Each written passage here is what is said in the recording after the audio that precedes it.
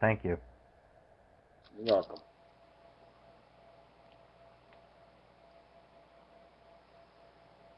New Jersey, as I understand, is like one of the richest states in the nation. It's got like Yeah. We're so much cooler than you. I actually live in the county that is like number 3.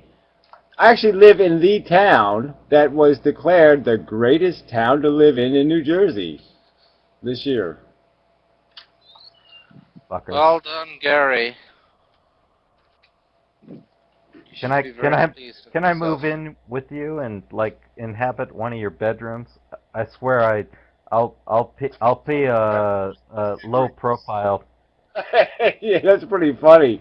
The assumptions that we built into that. Yeah. If you saw this house, you'd, know. Yeah. Whatever. But anyway, I'm Can I have obviously can I have a I'm tent in like your obviously backyard? the poorest.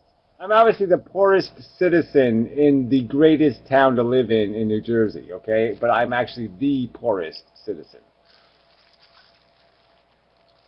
Wonder why that is. Maybe it's because you sit at home all day.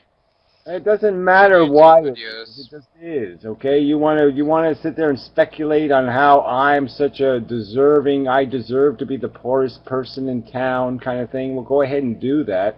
I think it's Okay, bullshit. I will. I will. I'm gonna do it anyhow, so. Well, whatever. I'm not making excuses for myself, but I do have a whole big pile of excuses. I mean, I could kick your ass if I needed to. What do you mean you can kick my ass, stick man? I just mean that I would have been, I could have been, I have powers far, far beyond even your wildest imagination, okay? I mean, the I planet know. I'm They're from is called so much bigger insanity. than the planet that you are from that, there'd be no contest. Look, the fat edible napalm got porn you, so don't think too much of yourself. Yeah, he pulled me with what? He's All through your what? bullshit on Yeah, smoking, and tobacco taxes. You didn't do very well on that, I'm afraid. yeah, I don't think he did very well on that. That's right. And so what did he do well on? So go ahead and explain to me what he did do well on. No, I said you didn't, not Oh, him. well, come You. on. I really, I have no, I am not at all concerned with my record on the subject of tobacco tax. So if anybody's going to be reasonable and rational, I can sort of point out that it's the most heavily taxed substance in the universe. Oh my god, Gary has to pay money for his cigarettes so hospitals don't have to deal with his Well, cancer-causing look, you're a stink. lawyer. I'm not gonna indulge the conversation with a propagandist. Okay, so you want to get kicked out of this room, just start having an argument about cigarettes and taxes, and you will thoroughly piss me off. That's my intention. I'm not here to be Because a all you can friend. do is lie. Well, I'm just saying, you're an overt, obnoxious liar then, okay? So why should I waste my time talking to somebody who I know is lying? You're smart enough to know what a tax is. You're smart enough to know what What bigotry have is. I And ever lied about? you're smart enough to know that it's a minority vice and that's the only reason why it's taxed in excess, right? You're smart enough to know that. It wasn't a minority vice. For a very long time, it wasn't a minority vice. It was when it got taxed. Let's No, it talk wasn't. about when the taxes went from, reasonable 50% to, oh, let's make them 800%. Even if they are extremely high, I don't care. I didn't Better care. than I didn't paying ask your you to cancer care. That's bills. not the subject, fuck. The subject was whether I was right or wrong on the subject of taxation and how it's minority exploitation and how that's fundamentally unconstitutional. We have a Oh, it's constitution. minority exploitation. They're Listen, charging me the for my tobacco. Constitution is not No! for It's the discrimination, jackass. Constitution! I'm being discriminated against. Oh, what's the point?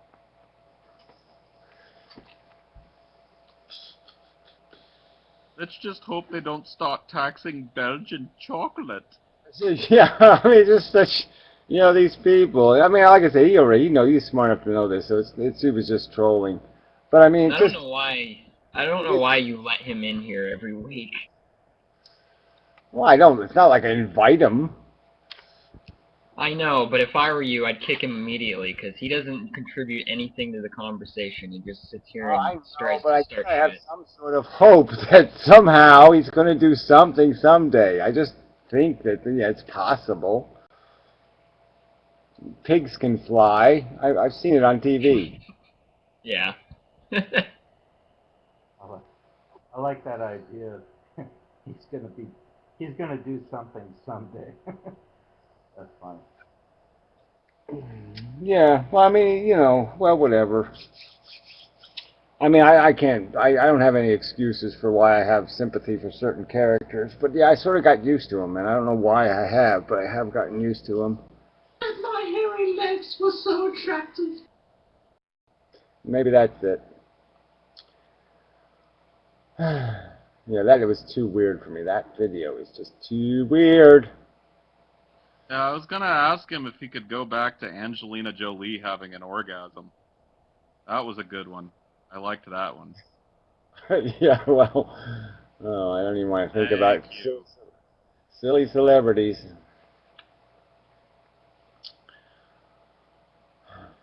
Oh, god damn it.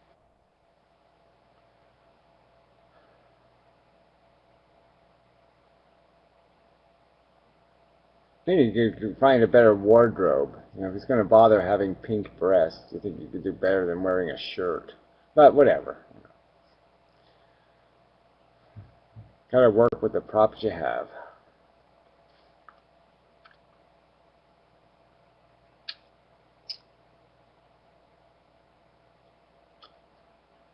Yeah, to each his own, you know. At least he's happy, licking his pink breasts. Yeah, you know, that's true.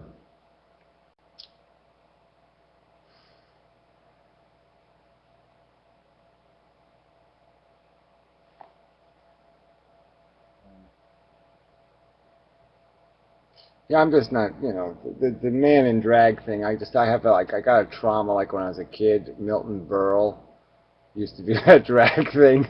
It was just so bad that it just fucked my brain for life. I mean, I just couldn't get past it. You just don't do that. Righteous indignation. They say that Milton Berle was named for a reason. Can't hear you, DNA guy. You're back to having your bad mic, so you're back on the old zombie list again. Zombie curse coming. That is a rough way to get introduced to the whole world of transvestitism, though. Milton Berle, Jesus Christ. That was an ugly man. Yeah, he was an ugly man. Okay, I could see the histogram. Milton Berle, they say that he was named Milton, quote-unquote, Berle for a reason. The guy was hung like an elephant.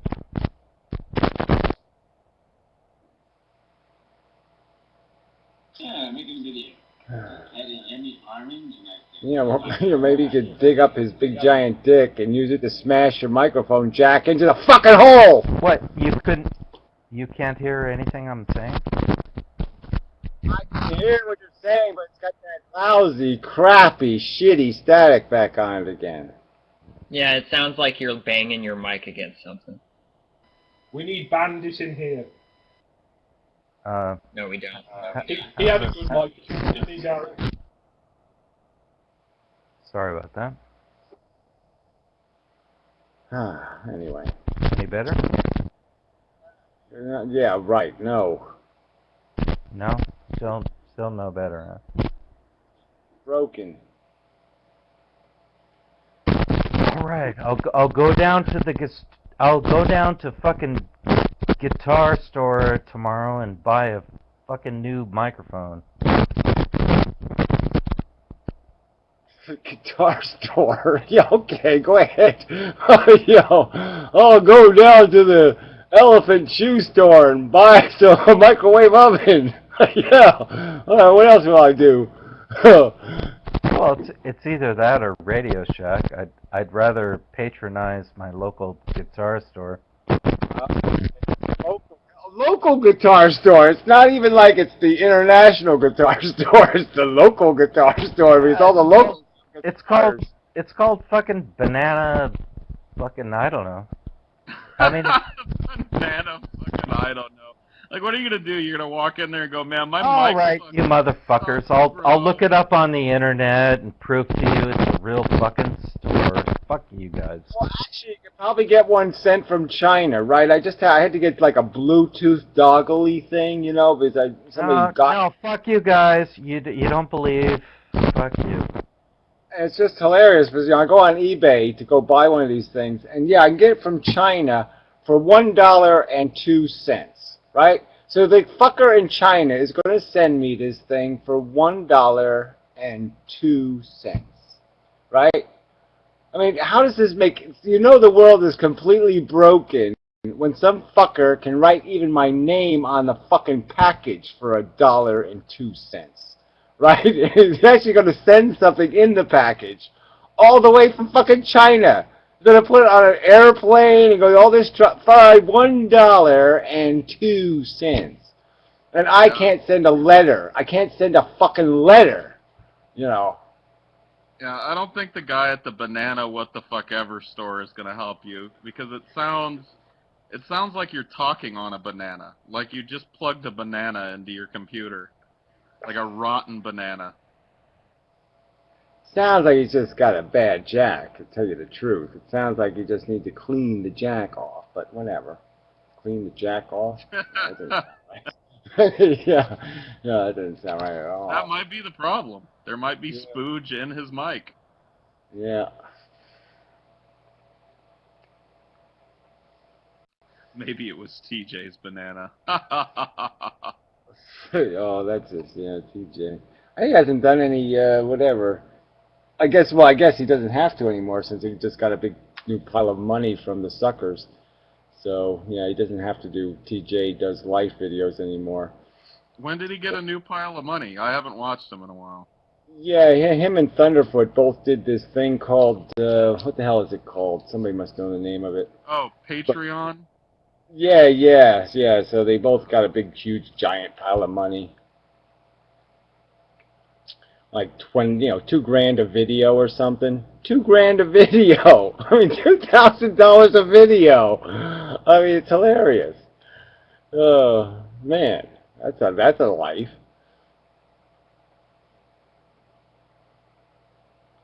I would be a millionaire at that rate, right? I figure like 4 videos a day. I could do at least 4 a day, right? At least, I could clean up. $8,000 a day. I would be too. Yeah. I'd be cranking out the shitty videos fucking one after the other. 10 a day. Yeah, it really is, surprising.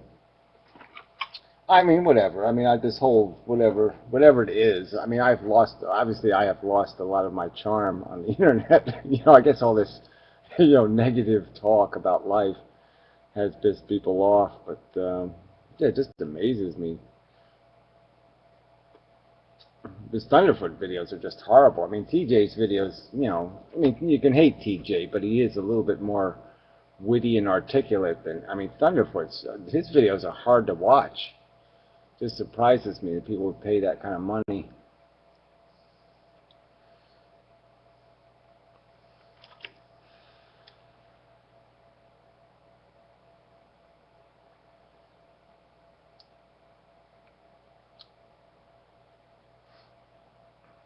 But that would be the funny thing to see is if TJ actually takes the advertising off his videos. Because that was what he said he was going to, oh, look, we can have videos without advertising if you just pay me.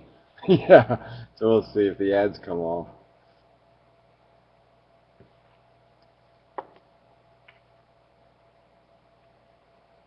But I shouldn't even say like that's something we should speculate on. I mean, TJ gets, you can just overtly just tell people, I'm just going to steal the money, okay? And I'm going to laugh my ass off with your money.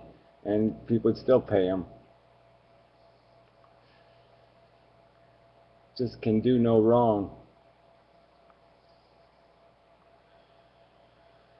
Just had a yummy orange, and I said, what do I do now? I think I'm Those guys, stop that. Oh, I forgot about that guy. Yeah, remember I had an argument with that funny hat guy. Gary Edwards. Oh yeah, whatever his name. That's the same name as me. I don't even recognize him as having the same name. It's funny. I don't acknowledge my name. I've really never been uncomfortable with my name. Doesn't seem a proper name. There's a lot worse names than you can have. Yeah, there are, but it just, just doesn't do anything for me. Your name could be like Lafayette or something. Well, yeah, it could be really bad. Yeah, it could be one like them girl names or something. You're like, ooh. Gary's a pretty manly name. You know, sounds kind of like a mechanic. Yeah, I think it converts to something like one who throws spears or something. When you look up what it means, which is kind of fun. Okay, that's cool. I throw spears. Cool. Yeah, mine means meek and humble, or small. Well, that Small. sucks. Yeah. Yeah, well, the only reason why I have my name is just they were looking, because I had the twin sisters, so they went with Gary and Gail, and so that's, so it seems like a contrived name, so I guess that's why I've never been comfortable with it. It just seems like a made-up name. Oh, they just wanted a name that rhymes. I see. How very cute.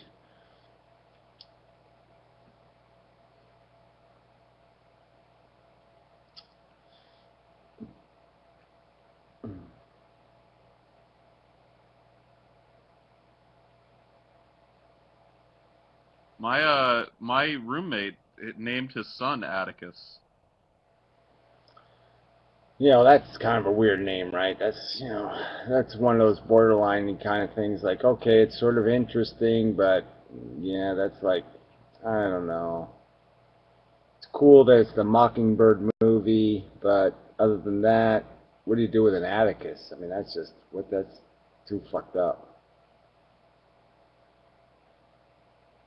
But everybody's naming their kids stupid shit, like, like naming them after, like, minerals and stuff. Like oxygen, or like whatever. They just Pyrex. Yeah, Pyrex. Yeah, Corningware. Yeah, frying pan. I mean, whatever's laying around. You just okay, light bulb. The best response I got to Atticus was, "Isn't that like a calculator?" Yeah, abacus. Yeah, it's funny. That like Nutella? Yeah, right, yeah. You spread that on toast? Abacus? Question. Well, here's the answer. I tried to give you the fucking answer. All right, the answer all right. all right. Go, Paul. Okay. The answer is infinitely scarier and infinitely more simple than all the Bilderberg bullshit.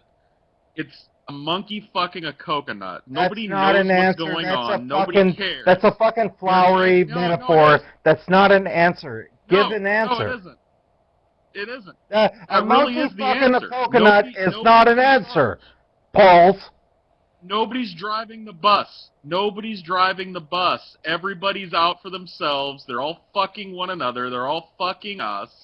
Nobody knows what's going on. There's no long-term plan or goal. It's accumulate, accumulate, accumulate. Make as much money as we can. Step on as many corpses as we can to get there. There's no plan. There's no conspiracy. It's just greed and accumulation. And I appreciate. Equation. The bankruptcies have happened over and over and over again. This will not be the first time the system collapses.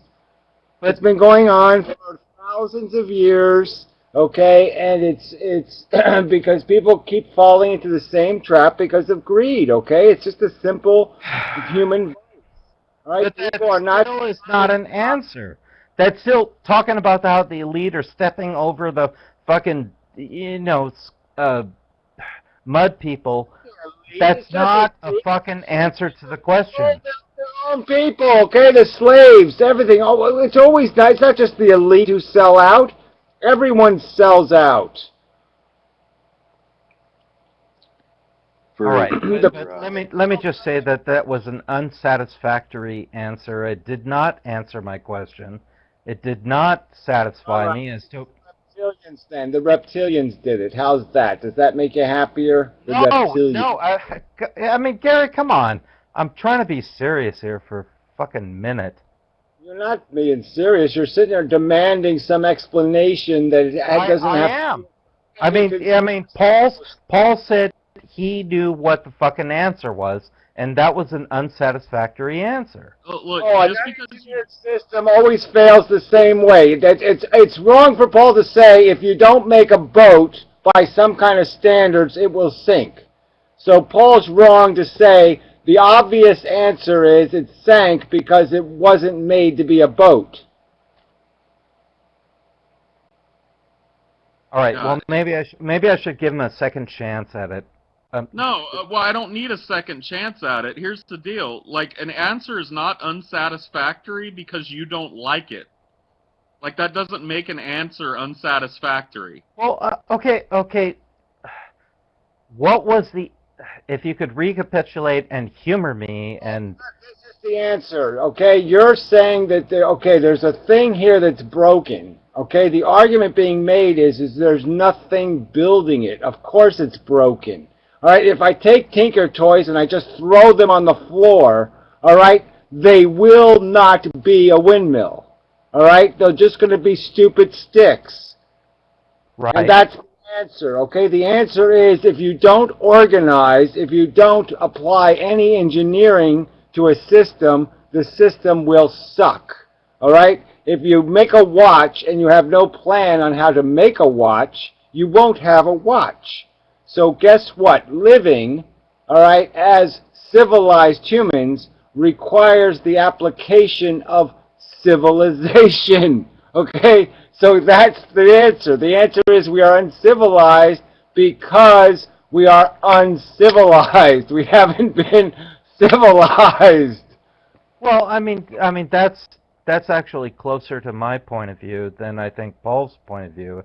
I mean, Paul's point of view is it seems kind of vaguely or not so vaguely conspiratorial, and My point of view is my point of view is the exact opposite. There is no conspiracy. Exactly. A monkey fucking a coconut is not a conspiracy. Yeah. He's basically saying you don't bother asking why it's stupid. Okay, it's obvious. Okay, it's a stupid monkey fucking a coconut. Oh. For the record, it's not a coconut, it's a frog. Well, either way, whenever a monkey's fucking, it's always going to look wrong.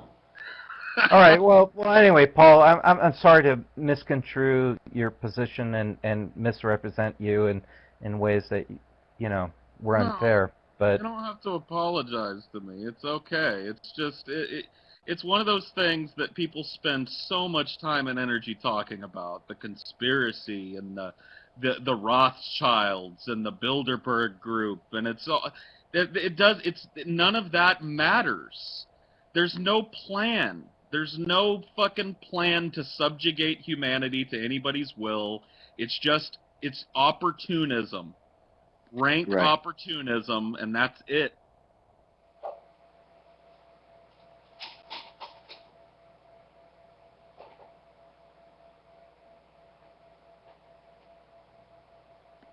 I just think that the furthest you can go with it is talking about things like bloodlines, and when you talk about how many resources have been procured by a specific group of people over the span of, let's say, 200 or 300 years, if you can keep a bloodline pure.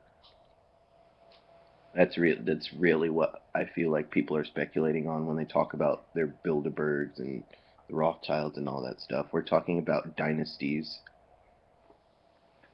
Well, I think people just think that civilization just happens, that you don't have to make it happen. And that's the fallacy we've always lived under, right? All of this shit is about, we're back to free markets, we're back to the whole thing. I mean, people talk about anarchy. Well, what did anarchy create? Oh, France, England, Germany, That's what anarchy created, was empires, nation states. So yeah, it's always going to gravitate. Wealth has been gravitating into fewer and fewer hands. It always works that way. That's what it does. Ownership always does that. And if you don't create a system to stop it, that's what it'll do. So that's the conspiracy, if you want to call it a conspiracy. I mean, tomorrow it ends if we, the people, say, fuck that, let's do something better. But we're too afraid to do anything. We're too afraid to change anything because we might lose our goodies. The people who have something don't want to lose the something they have, so they don't want to put anything at risk, and so they won't do anything that needs to get done to make anything good happen. Yeah, is it fear or laziness? Yeah, I know you don't, Gary. I think it's fear. I think it's fear. You think it's fear? Yeah, I think it was laziness in the 50s and the 60s because people did have the luxury to do things right, and they chose not to. But it's fear now because people are desperate. People don't have anything, and so they have debt. Right. We're witnessing the. I'm sorry. We're witnessing the deconstruction of Western civilization. I mean, piece by piece, right? I mean, despite the incredible futile efforts of the Federal Reserve to keep, this alive by pumping billions of dollars. What do you think happened in 1929? I'm just saying we've been here and done that. So yeah, we're the same, been there, done that, except now we're even more vulnerable just because of the way civilization has grown, and we have. I agree on that. And we're so dependent on the infrastructure. So the only thing that made the 29 crash different is that people were much more resourceful, and they're not going to be so resourceful this time around. I mean, I thought the 2009 crash, when the S&P 500 hit, what was it, 660? I thought that was it. I thought we were going to just like plummet through the floor, but somehow the Federal Reserve pumping money into the banking system and, all the, the housing market and the dead housing market. I mean, it's all debt. Okay?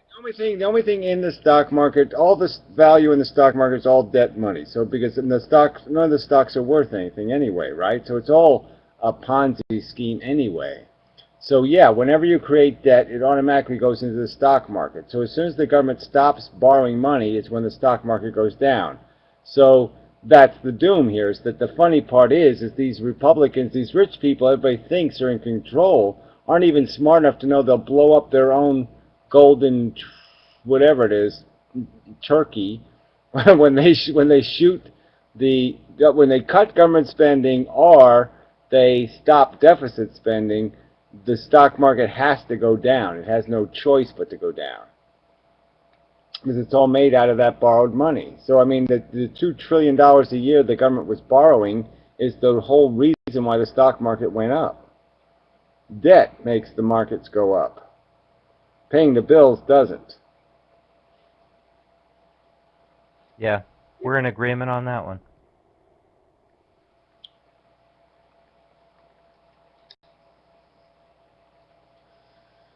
Debt makes rich people richer. So the more debt created, the richer the rich people get. But I don't think that these rich people have thought this out to its true logical conclusion. Where are they going to go? Where are they going to go? Martha's Vineyard, the Hamptons, with their hedge vets. Where are they going to go? When there's millions, when there's what they're counting on. I'm going to answer your question. There's no point in you doing a bunch of your bibble on top of it. It's a reasonable question. The point is, what they're counting on is that everything's going to get rebalanced. Okay, so you get rid of the old debt. So if they hold any kind of asset, they'll be able to survive the crash, and then they can do what the Kennedys did and other people did, and that is they can basically sell the crash short, and then they can, at the new beginning point, they can start off rich again. So they'll start off with an advantage. They'll be able to buy mansions for 15 cents because no one else will be able to outbid them for anything because no one will have any money. And they'll just start over again, except they'll start over without all the debt money. So they'll start off as owners rather than owners of debt. So they'll own property instead. So we'll go back to where Russia is now. So there'll be a few people who will own everything, you know, but at least everybody won't be in debt.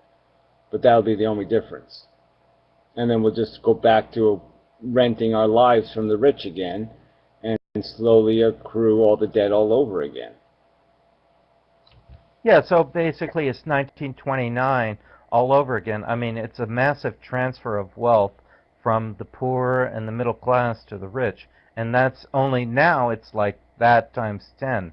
You know, now it's going to be like the super wealthy, and everybody else is just going to be slaves fit for, sorry to use Alex Jones' metaphor, but fit for FEMA camps. And well, whatever. that's I'm it. just saying ownership is the key to the whole thing, right? So it's the depth of the ownership and whether they can maintain control or ownership. And so I'm just saying that, I mean, depending on how the crash goes, maybe they won't be able to retain that ownership. And so that would be the saving grace, is that if we don't allow them to regain ownership. I mean, you have to recognize that before 1929, they didn't have an income tax. They didn't have a lot of the weapons we have now.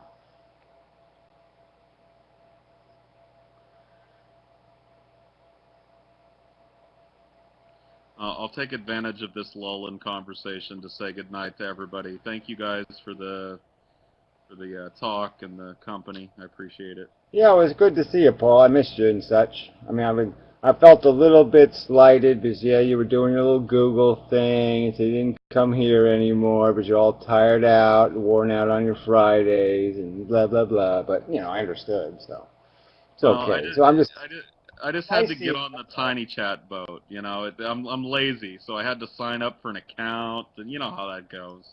Yeah, I know. I mean, it's way too much trouble. I wouldn't go to trouble either. Yeah, okay. But You're I'll be awesome. back. I had a good time. So good night, everybody.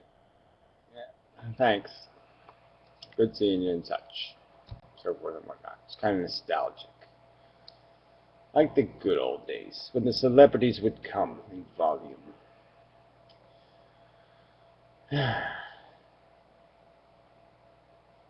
He was the only celebrity, right? Yeah, there wasn't any other celebrities, were there? Yeah, I'm trying to remember who other celebrities were. There really wasn't any, were there? Oh, Coughlin. Yeah, Coughlin used to show up. He was a celebrity. Didn't Miley Cyrus show up here one night, or Yeah, and do some twerking? I know. I think that was somebody in a mask or something. Yeah. Yeah, TJ. Well, TJ, actually, I was in somebody else's room with him, I think. Well, actually, no, I think he came into my room once, I think. I'm not sure. I can't remember. But yeah, that was, yeah, once. So, Yeah. Gary, if I can do like a sort of a right-angled, you know, total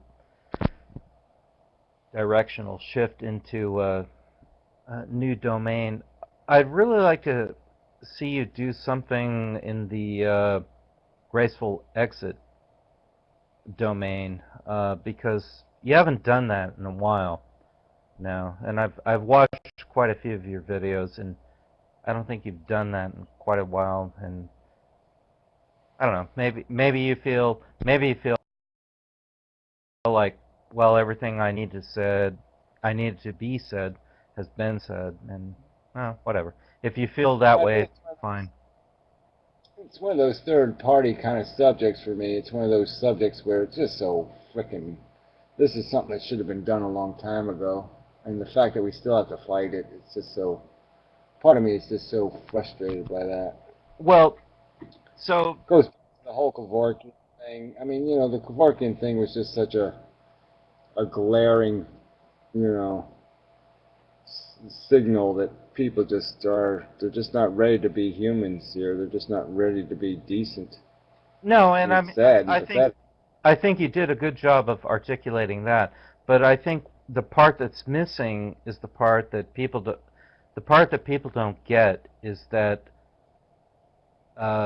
not hooking somebody up to end-of-life systems is not the same capital N-O-T, not the same as euthanasia. Those are not the same things, and so many people are confused about that. And I don't think it matters what religious denomination you belong to, Catholic, Protestant, whatever,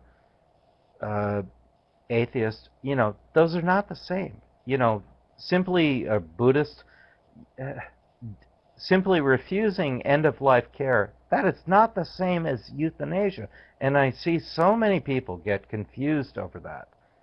And I think you could be You have a right to refuse care to some extent, so that's not really an issue. right, but I mean, so many people don't understand that just simply refusing end-of-life care, that's that's not euthanasia. That's just simply refusing to be I know, to but have you your have life that. prolonged. You do have that right. So I'm just saying that I don't know. That's not a right that needs to be fought for. I think the real confusion comes in where the doctor's responsibilities are concerned. Um, the doctor has a lot of ethical considerations. I mean, of course, he has monetary considerations. I mean, it's his job to prolong life and to save life and to do no harm. But whether or not a doctor is ethical in helping a patient that wants to die, and what routes that doctor can take in order to help that patient to die without, incriminating themselves like Kevorkian did. Well, That's I'm just where the saying we real have contention lies. laws. Yeah, So it's but not. we're not even talking about Kevorkian. We're not talking about phenobarbital and vodka, like whatever.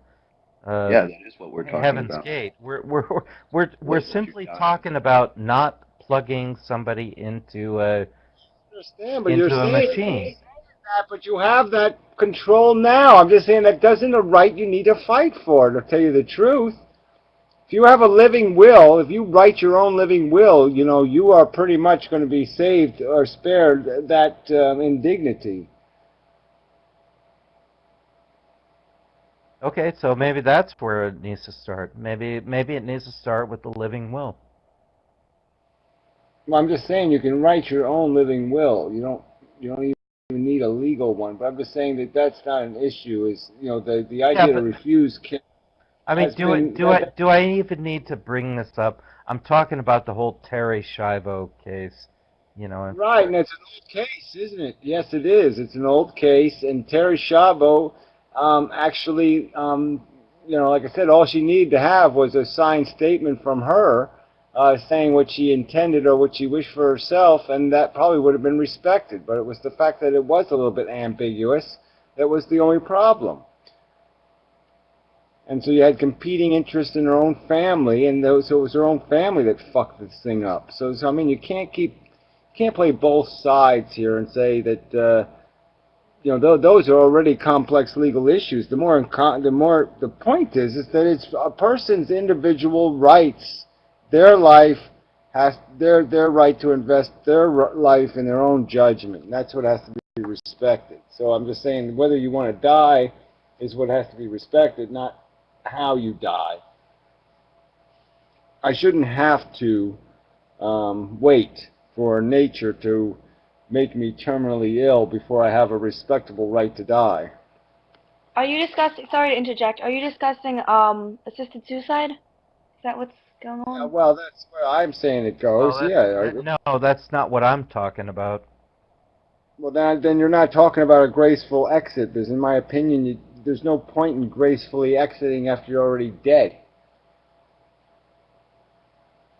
What I'm talking about for the 18,000th time is the difference. Talking about again. What's the point about talking about extreme cases where somebody goes into a coma and there's nobody around to make a decision?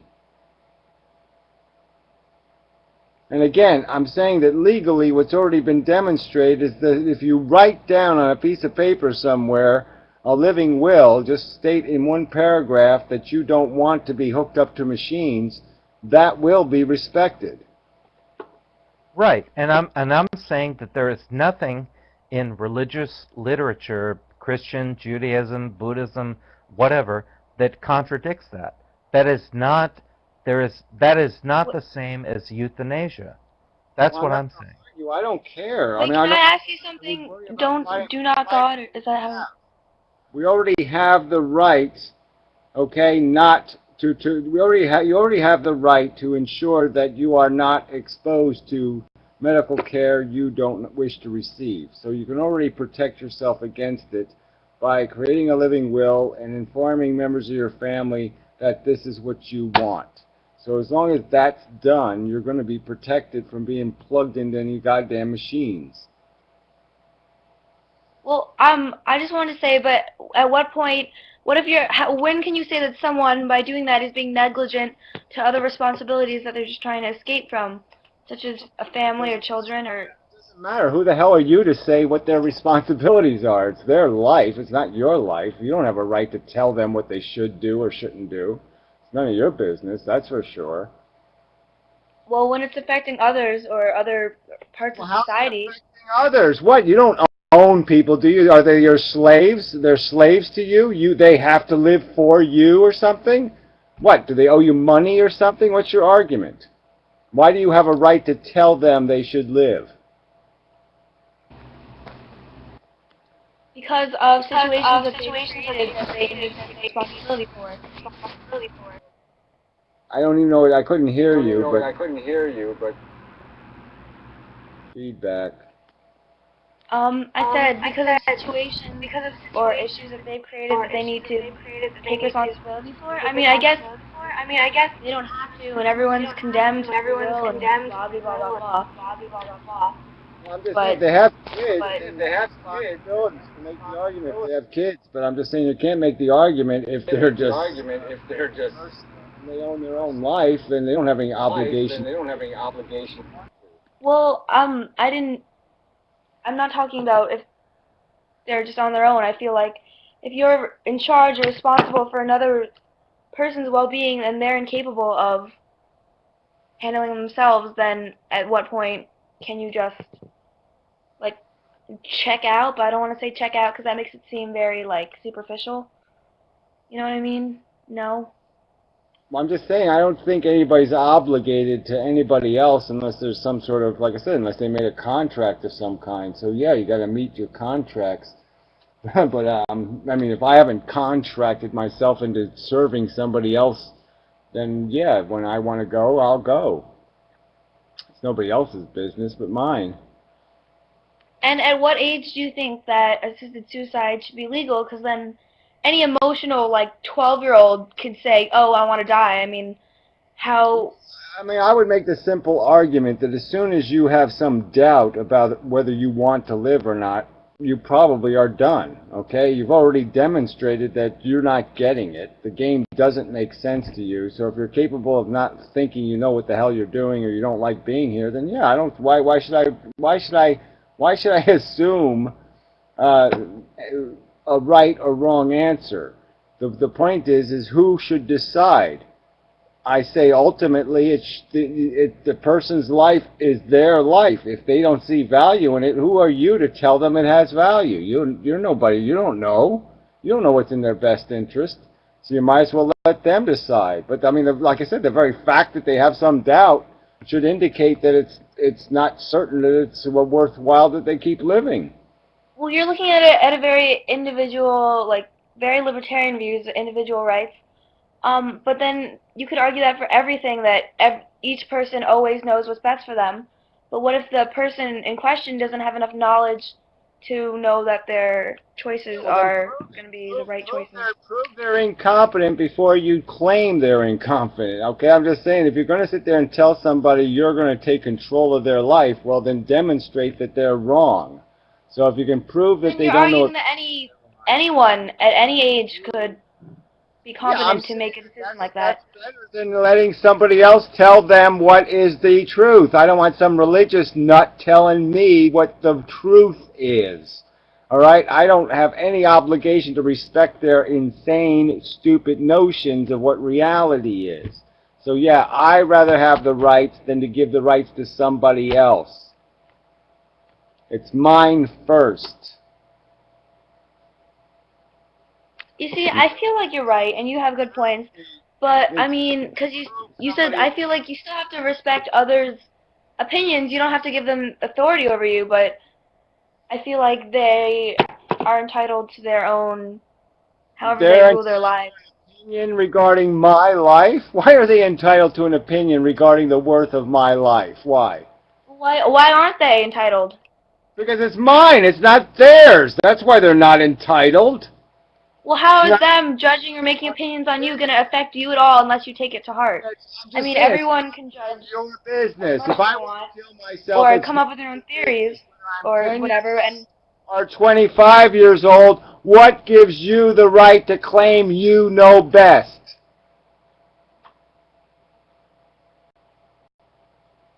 I said, until you prove somebody incompetent, you don't have a right to take their rights away. Jeez. Stupid cunt.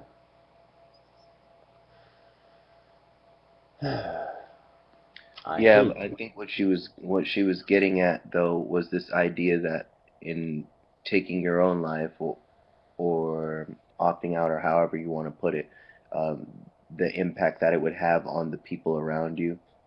So I think that's what she was speaking to. I So know, but that issue I already dealt with. Why should I'm not somebody's property? no, They don't. Unless I make a contract and I say, I'm going to love you forever, and I'm going to stay and help you forever and ever, and I'll be your best friend forever and ever, blah, blah, blah, blah, blah. Unless I do that, I don't owe anybody. I don't owe anybody anything. I haven't indebted myself to anybody. So fuck them. So what about people that have children then? Well, I said if somebody has children and they've made an they've created an obligation. I still wouldn't force people to live who don't want to live. So I would find somebody else to take their kids because I don't see any point in somebody who doesn't want to live raising kids. That doesn't sound like a great idea. So yeah, I just don't see any point in forcing people. If people are done, they're done. Let them go.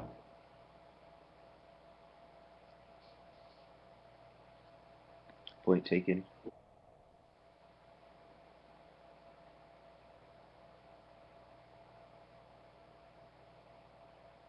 I was hoping to get around to asking her if she was ever going to have kids, but we didn't get that far. Yeah, well, she sounds like somebody who's ready to cook some buns. She can't You know? can't wait to find the right guy. Yeah, well, I don't even know if she wants the right one. Any guy will do, probably.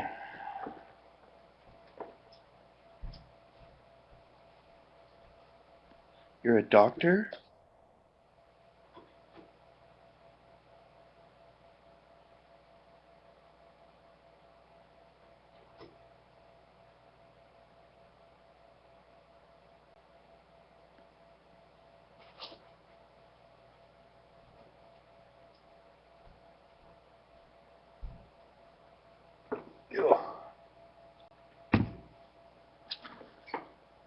Alright, last cup of coffee.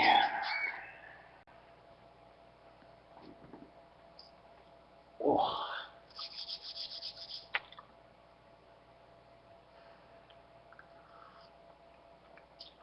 Damn, it's hot. Great act. Be found worthy thanks.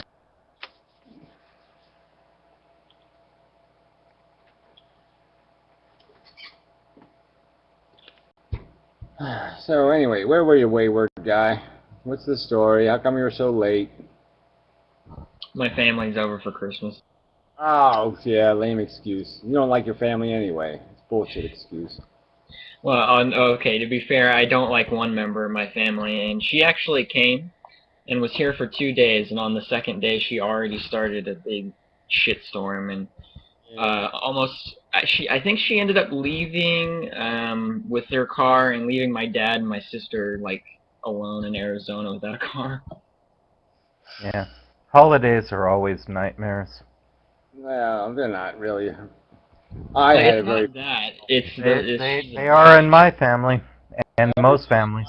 family was charming as fuck, and we always had this wonderful little Christmas, and everybody have a dinner, and we all be happy, and everybody went, happy, happy, happy, happy, happy. It was disgusting, but it's true. Yeah, my family Christmas was like the Sopranos Christmas. Like sisters and brothers punching each other in the face. Yeah, no, we never had really, I mean, I have to say, I mean, I had really a very low drama family. There really was no drama in our family. Well, except when my sister became a hooker, and then she became a religious nut, and that was a little bit dramatic, but other than that, it was pretty low drama. Other than your sister becoming a hooker and a religious nut, yeah, other than that, you're perfectly normal. Okay. Yeah, no, it was good. You know, it was good up till then. It was pretty normal.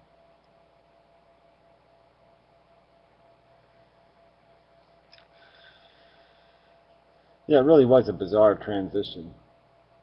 And, you know, it was really strange, too, because I got, you know, me and her started hanging out together. We really started liking each other. And then she went to California, and everything went to hell. And, you know, then she came back from California. She was all full of this Pentecostal religious kookery.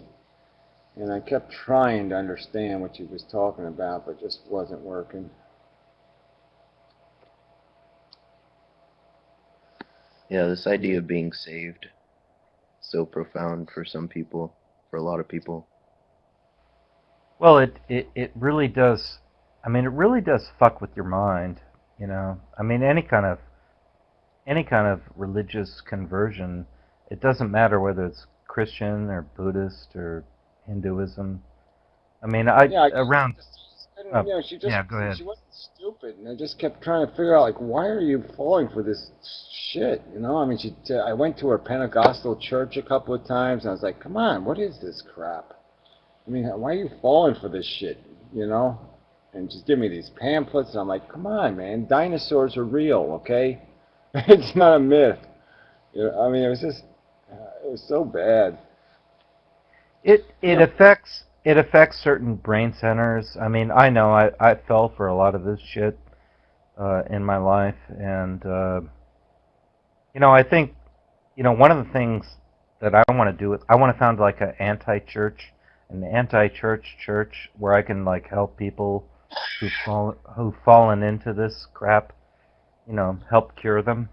I don't know if I can, but maybe I can. Yeah, I don't know. I didn't get anywhere, that's for sure. I mean, she, you know, well, right up to the end, she was still, you know, counting on Jesus saving her. It just didn't happen. I honestly think that people go through, people have these like profound uh, religious experiences or whatever we want to. I guess religious experience I think is the most appropriate because these people are so convinced. I have a good friend that I grew up with who who swears up and down that in his moment of darkest despair, deepest despair, he called out to God and he felt that presence. And that's not something that anybody can take away from him. I mean, no matter how irrational and inconsistent the Bible is, it doesn't change the fact that he felt that, and he feels in his heart of hearts that that's what he felt. I mean, we could tell him he's delusional and all that, but Well, I mean, I believe him. I mean, you know, I had some really bad mushroom trips where, like, fucking, I was just being assailed by demons, and, like, the only thing that, you know, brought me out of it was just saying the Lord's Prayer over and over and over. It didn't seem like the best prayer, but it did get me out of it, and I felt like if I didn't do that, I was gonna die, you know, so, I mean, I can understand people, you know, resorting to that. Um, yeah, it Yeah, doesn't. just can't get it at all. I can't get how you can fall for any of that shit. It's not faltering. I mean, Gary, it's not faltering it. It's just like you being just in said the. it was like not more than 5 minutes ago. You were just talking about how you want to cure people from this falling into. So it is, you like literally just flip-flopped. Well, no, I mean, yeah, I mean, No, I ain't guess no no nothing. You flip-flop, man. Hardcore. But it's okay. Continue your thought. All right, whatever you want to believe, that dude. I'm not into arguing with people, but maybe I just haven't articulated You're much. not into arguing with people? Yeah, right. That's hilarious. Yeah, I mean, you're just gonna keep. Let's see how far I can shove my foot right the fuck Hey, down look, my. dude, seriously, I was trying to help somebody. I mean, if you just give me a second here, I was really trying to help somebody. I was saying I've been in the depths of a deep, like 5 gram mushroom trip where Right, you fucking did this already. You did the mushroom trip thing. Yeah, we get it. Okay, you did some drugs. You got all panicked. You wet your pants. You got scared of the demons, and so you pulled out some voodoo to stop the demons. I'm just saying I don't get it. yeah. Well, that's it. I mean, you just think- summed it up in 60 seconds. I don't There you think go. I could ever see any kind of leprechaun that I'm going to believe in. Okay, I don't care how many Well, mushrooms I take. that's because Gary, you've never done any hard psychedelic drugs, and you don't know what it's But I'm not. you don't know what it's like to be in those. You don't know what sheer terror is like to fucking feel the devil biting your ass, and you don't know what that's like. I don't know what a devil is. That's for damn sure. Okay, yeah, I got that. I haven't seen the devil since I was 9 years old. I'm metaphorically speaking. God, Gary, come on.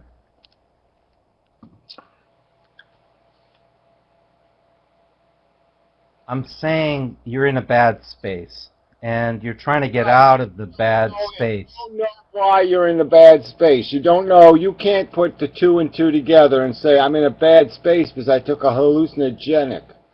You can't draw that simple conclusion.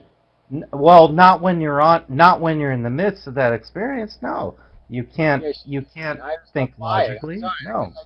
I just don't buy that bullshit. So that's all I'm going to say to that. It's not quite related either, because I mean that was only temporary. Gary's talking about his sister, who I guess had some kind of religious experience and it changed the rest of her life. Right. I guess we did kind of detour off from Gary's sister. Okay. And that, my apologies. Well, what I would say to Gary I'm guilty of that. What I would say to Gary is, yeah, a lot of people do fall into that, but the fact that you didn't, I guess, kind of just speaks to how different you are. That's a little bit different than what I was talking about. I mean, Gary's sister's experience sounds like, that sounds like religious schizophrenia. It's a little bit different than what I was talking about. Well, it's Stockholm syndrome, whatever the fuck it is. I'm just saying it's this idea that, right, something beats you up and then you run to anything, and anything that doesn't beat you up, you say, it's God because it didn't beat me up. That's the silly part of it, right? I mean, it's not like it really earned it.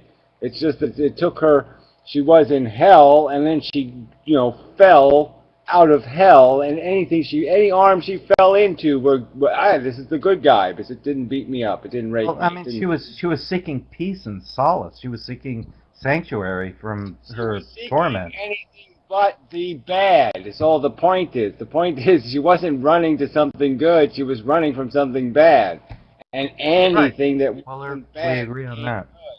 Yeah, and she won't let go of it because she's desperately afraid of falling back into that bad state she was in. Exactly. Well, she doesn't have to worry about it anymore, but now she's dead. But I'm just saying. Yeah, sorry. I didn't know okay. that. Sorry about that. She died of cancer, blah, blah, blah. She kept trying all these cures because Jesus was going to save her, blah, blah, blah. And none of that happened. And it's all very tragic and horrible and disgusting. And, she had a daughter, and it was just really bad. But anyway, but yeah, she just held on to it right to the end almost. Well, it's almost to the end. And then she got pretty depressed. But it just, it's just, I'm just saying that the amazing part is that she had what seemed to me a pretty coherent brain, and she became dumber and dumber with every year of the bullshit. And I couldn't even talk to her. By the time, she was 2 or 3 years into it, it's like we couldn't even have a conversation anymore because every conversation was about how, I need to get saved, and I was, prodigal son and all kinds of bullshit. And it was just like, I don't need these conversations. I mean, fuck this shit. I'm not some fucking creature you can pull this crap on. I don't need your She called you preaching. the prodigal son. Yeah, that kind of shit. Yeah, I mean, this whole thing, like I'm going to hell and all this crap, and I'm like, whatever, fine. As long as I'll be, it says, hey, as long as I'm somewhere you're not, I'll take it. Because it was so obnoxious. Yeah, all you arrogant fucks can go sit there and nag each other in hell, heaven forever. I'll be glad to be rid of you. I mean, it was just But I so mean, preachy. That was the these disgusting part. It's like I was already a pretty damn good person, and I was already like, going to hell for what? What the hell is my crime? You want to give me a list of my crimes, bitch? That really just sort of pissed me off that she knew who I was, and it was just like, you got some balls to sit there and tell me I've done something wrong. I mean, these religious convergence experiences, I mean, they can be very powerful. I mean, they can overpower all your rationality, all your intellect, all the various brain centers of your brain. So, Well, I'm just saying, it just turned her into a jerk, and that's the part I really can't. You're just like, wow. I mean, it completely converted her into a jerk. well, I mean, that's just because, her various brain centers were converted to this hierarchy of religious experience, and to her, I mean, That kind of confidence has to have a reason. You know what I'm saying? I mean, the reason has to be really something almost psychotic, because you're saying, how could she be this retarded? I mean, it wasn't, you know what I'm saying? It's one thing to say, I've given myself to an attitude or a way of thinking, but I mean, to deny evolution, to deny, to take it to this extreme, it just seemed like, she had to eviscerate all the logic and all common sense. And that's what I couldn't understand. So how do you kill? yeah, but I mean, that's how it appeared to you, but that's not how it appeared to her. To her, it was just a normal, transformative, transcendental transformation. I mean, to you, it appeared like, the the ugliness of somebody losing their own mind, but that's not how it appeared to her. Well, I'm sorry, it doesn't matter what it appeared to her. It doesn't even make sense to me. I mean, she obviously wasn't sitting there watching herself. I'm just saying that there's a logical disconnect, and that's the part I don't understand. But she wasn't illogical, and she became illogical.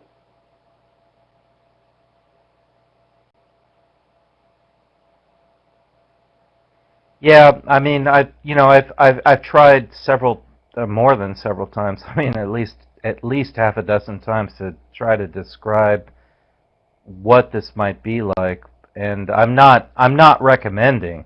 I'm definitely, please don't get me wrong. I'm not recommending that anybody does 5 grams of psilocybin mushrooms, but if you were to do them, you might recognize what that experience might be like. But the danger, and here's why I don't recommend it. The danger with doing something like that is you might not come back. You might not come back to normal society and normal functional awareness in how to live in a normal society, with situational awareness. Uh, some do. I have. I've come back, sort of, but a lot don't. And I don't know. I'm not saying your sister ever did any of these psychedelic drugs, but something triggered in her brain that set her off on this course, whether it's bipolar disorder or, I don't know, schizophrenia or whatever. Something set her off in a direction where she could not come back to normal society and function as a normal, and converse with people in a. It's normal. It's normal in the sense that there is a whole community built around it, so that gives it reinforcement. So that's the problem. is that there is a community that will reinforce people in this nonsense, and that's what kept her. That's what reinforced it. I mean, you do need positive reinforcement. Wait. Look, can we stop there? What community are you talking about? I'm talking Pentecostal fundamentalist religious kooks. Oh, okay. For a minute there, I thought you were going to talk about the New Age community, but you're talking about the Pentecostals. That's interesting. Well, same difference. I'm saying any community is a community, so it gains reinforcement of ideas through community, and that's part of why this is survivable, is because people need that emotional security that they get in the community, and that's something that's completely foreign to me, of course.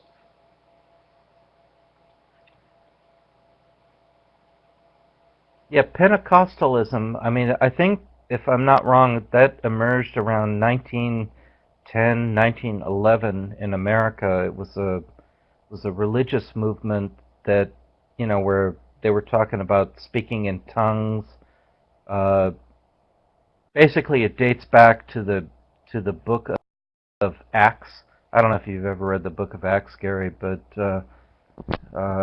in the book of Acts, about 60 days after Jesus' death, they were all speaking in tongues, and that was basically the birth of Christianity. And the Pentecostal movement, which it's just a fundamentalist version of Christianity. That's all. It doesn't matter whether I don't care about the details.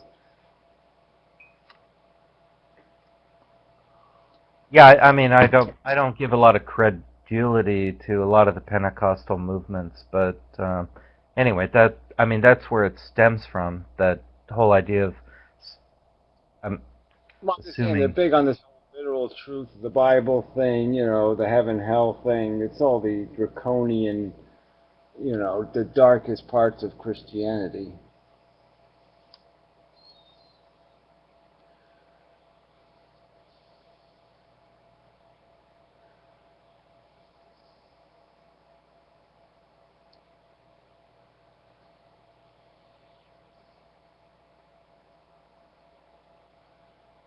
And such. Yeah, it is. It is kind of strange. I mean, to accept Jesus' message, you basically have to sacrifice. Well, I was about to say you have to sacrifice rationality and reason, but you have to acknowledge that there's something that supersedes rationality and reason, and that's a tough one. I mean, the minute, I mean, rationality and reason is the only thing that keeps me alive, right? I mean, that's the only thing that keeps me going on this earth. And if I were to acknowledge that there's something that supersedes that, I don't know. It kind of leaves me adrift without a rudder, without a oar, without a fucking sail. It just leaves me adrift on the open ocean. Yeah, well, I'm just saying it's one thing for people who are not very bright. I guess it would be my argument. I can understand how people who aren't very bright can fall for a 2,000-year-old fable, but I don't understand how people that have any kind of reasonable understanding of human nature. Well, yeah, I'm a Buddhist. I'm not a Christian, but I do study Christianity. I do read the Bible. I try to understand it as best I can. But I try to understand how they reconcile the fact that somebody could get nailed to a cross and that forgives them of all their sins. I personally don't get it. I've tried to get it, but I don't get it. Well, if you're a Buddhist, I don't get what do you think that Buddha talked to death? No, I don't see where you're. I don't see that point. Well, I'm just saying that's the story of Buddha, right? I mean, Buddha is the story of a guy who had it all, and rejected it because he wanted to know the truth, and he Sat under bargained a with tree. death to get the truth. Well, basically, there's only two things. You don't need to be a good person to be a good. You don't need to be anything to be a Buddhist. You have to acknowledge 2 points: karma and rebirth. That's it. As long as you acknowledge karma and rebirth, you can be a Buddhist. You could be a murderer. You could be a Mother Teresa. I don't think Buddha would say that, but okay, fine, whatever. You're Oh taking yeah, his. oh yeah, he would. Actually, he did say that.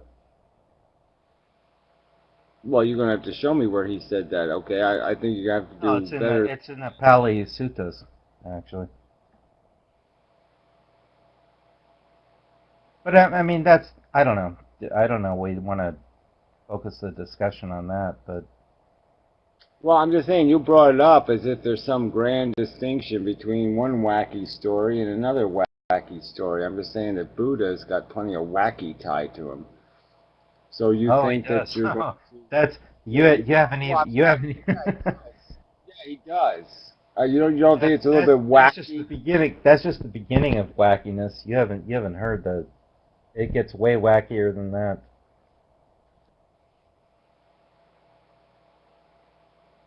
Yeah, well, so I'm just saying I don't see much improvement then. I don't see much point in in saying you want to help release people from delusions, except your delusions, just to the approved delusions, acceptable delusions. Well, yeah, I mean, yeah, I don't know. I don't want to, hijack the discussion to Buddhism. I mean, we were talking about Christianity and Christ, and I kind of like to stay there for a moment. Well, we're talking about why people gravitate to nonsense, and I'm just saying that it doesn't. To me, it doesn't matter whether the nonsense is Christianity or Mohammed or Buddha. The nonsense is a story that has nothing to do with the facts of our existence.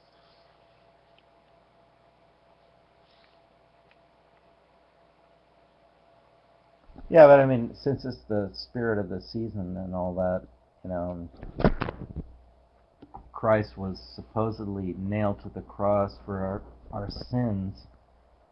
I was just, trying to focus on that for a moment.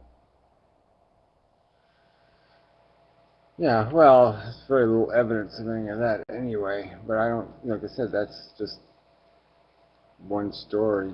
It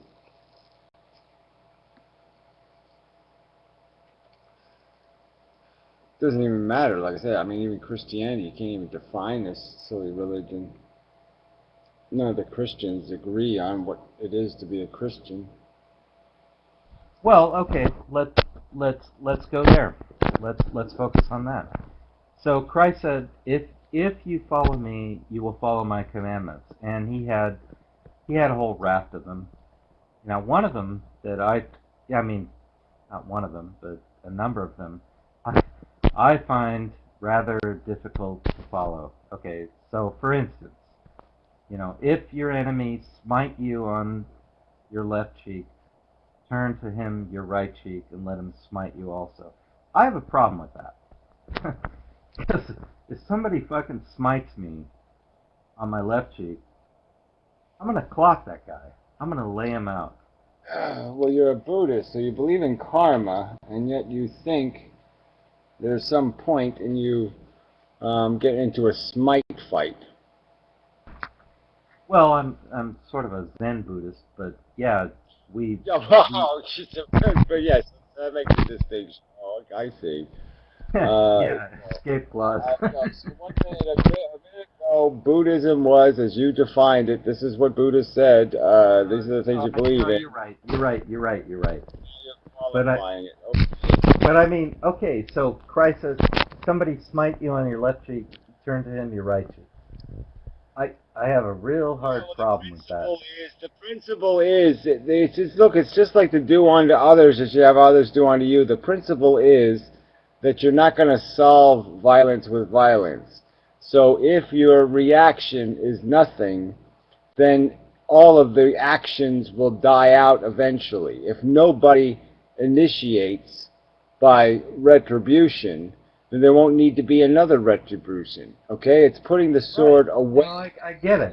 I get it. That makes sense. In the long run, you're going to win with this strategy, okay? In the long run, this is win. Yeah, it might get a few of you smited before the win, but in the long run, you will win.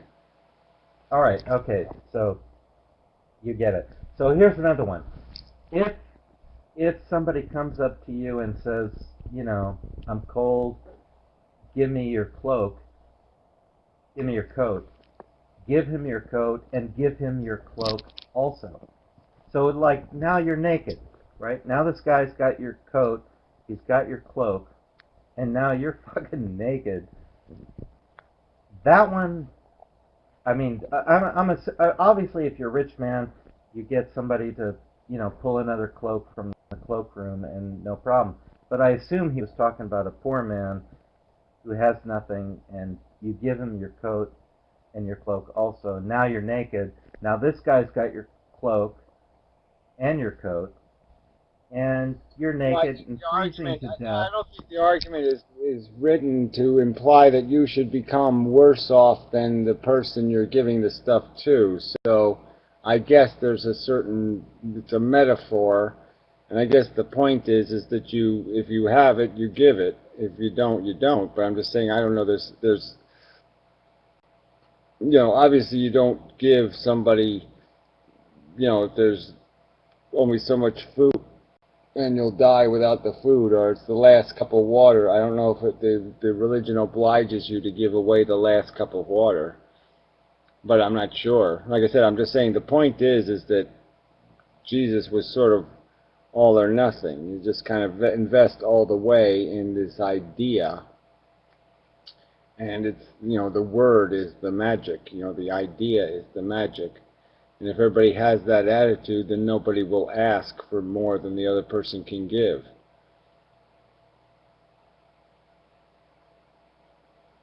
Okay, well those were actually the two toughest commandments of Christ that I've always had a problem with. But the others I don't have so much of a problem with. I mean, here's one, you know, forgive others as you would want to be forgiven, right?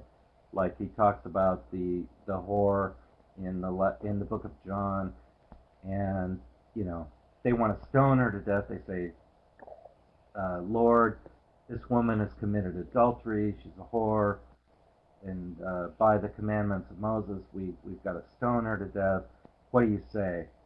And you know, he picks up a stone and he says, well, whoever has not committed any sin, here's a stone, go ahead and throw it at her.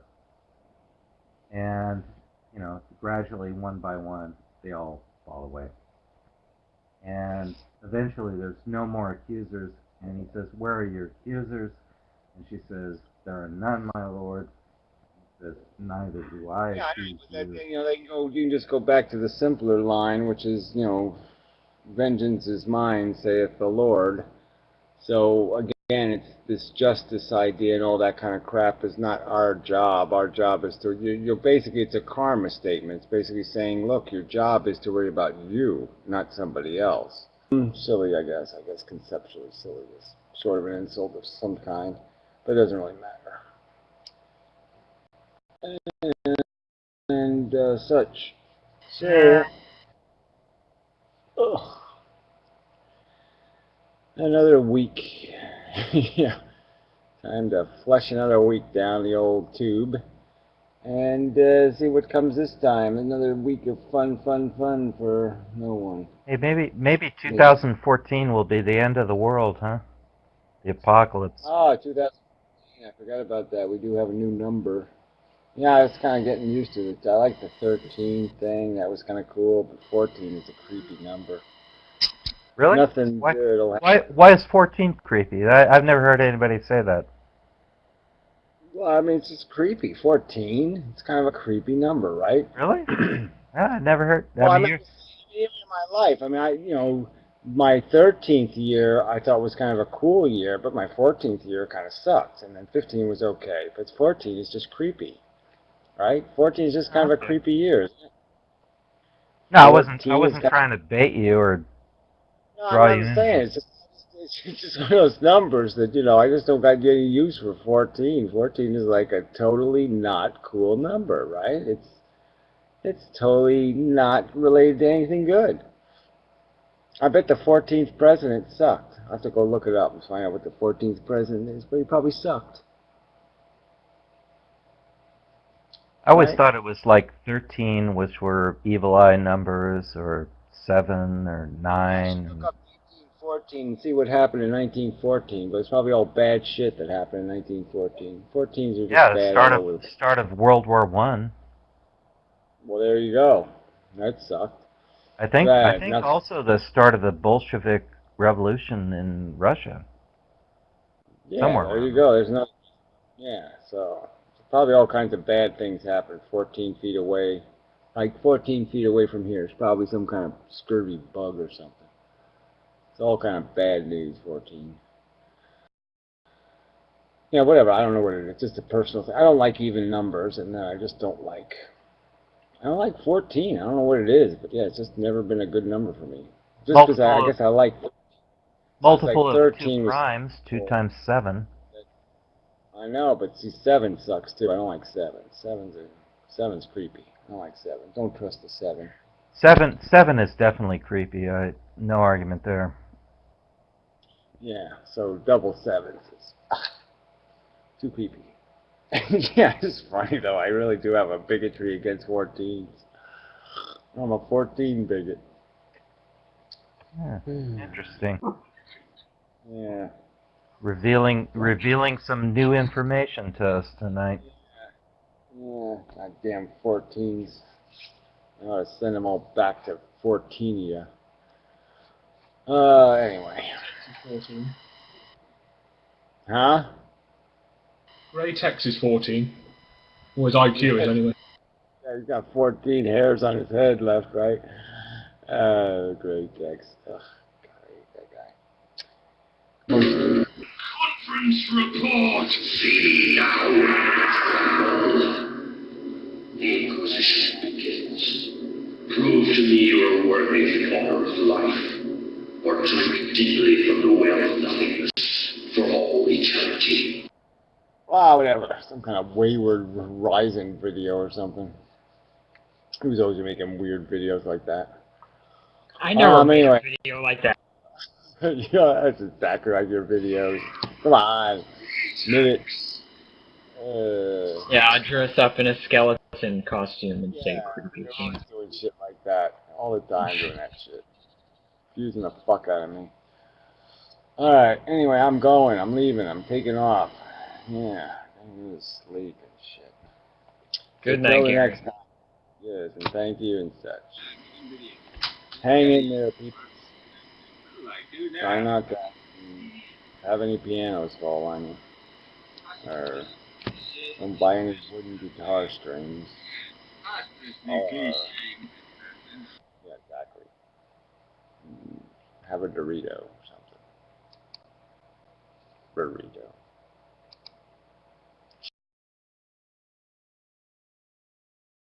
Suggested the LSD. It was in the apple juice. I suggest freeze. How about get a chimp and barbecue some shoes?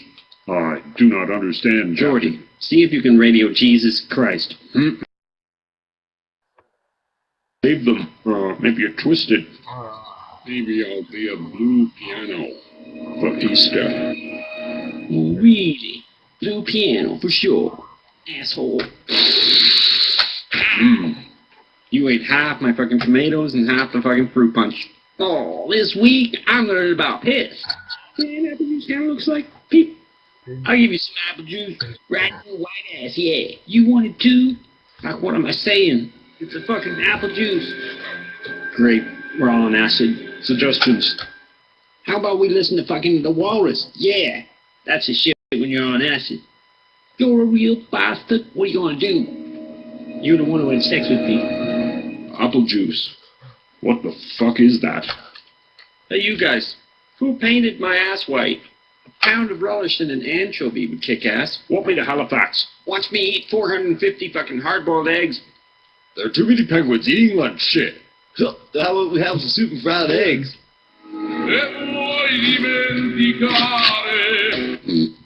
What's happening? Any games? Yeah, whatever. I want some apple juice. Truth about apple juice is it makes me sick. Kill Jordy.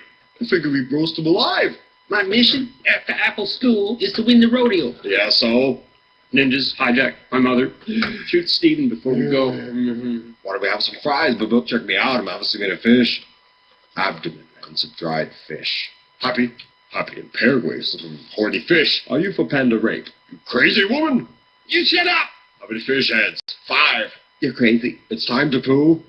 What do you say we make apple juice and fax it to each other? Captain, the French are about to kick my ass. I can smell that. My van's in pieces. Don't be a dickhead, son of a bitch. Yeah! Mind if I fuck around in your attic? Give me 4 glasses of apple juice. This is a drag. Hey! Shit! Go the fuck away.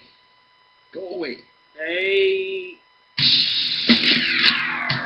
Apple juice! For half the price! You and me in Japan. Watch me dance. Oh, yeah! Boy, want to freak out on you. You have a whole bunch of fish in your mouth. Real. I have a sheep doing roofing over at my house. Come and drop in. We'll put on Zeppelin and eat cheddar cheese. Why did you play with Morph's hair? I gotta go home and get fucking high. Jesus is a raisin. I need to go piss soon, real bad. I smell. Fuck a hologram. Want some apple juice? I like haiku.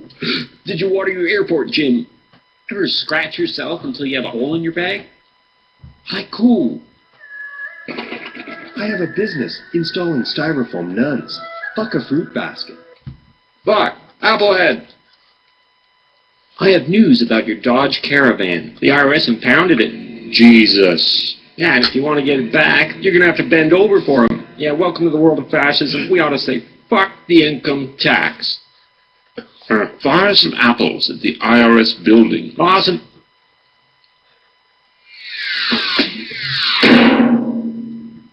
I hoofed 3 parrots to death.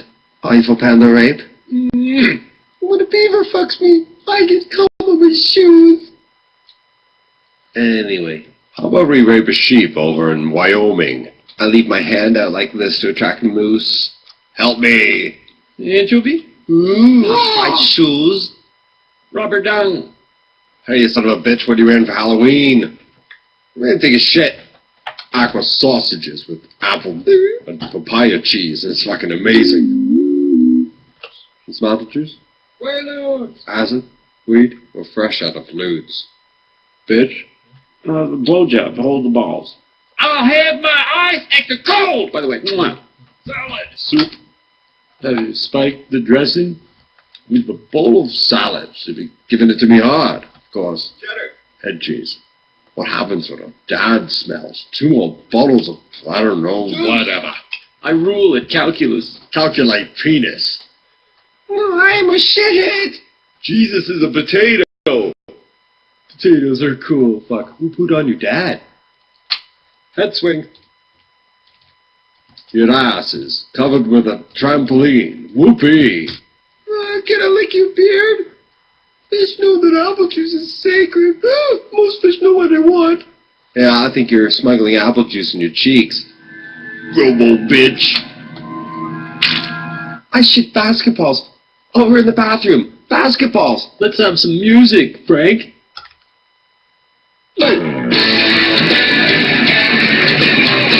Music to shave by. I'm in love with a hot fucking mountie. Are your balls juicy? Shave it. I have no stubble. Bah, you gotta fuck the face first. We need zebra stool. Captain, would you happen to have 3 ounces of zebra stool? Oh, by the way, those roast beef pierogies is fucking awesome. Sometimes I arm wrestle myself. Hey, Juicy. Hey, buddy. I'm a gnome. Ah, screw you, Q. Where's the rest of my mushrooms? You know the Mary has almost no head? Fuck me. Fuck me. What would you like in your face? Tonight I'll have 5 fish crepes with a bald chimp. And hold the fruit flies. Oh, that's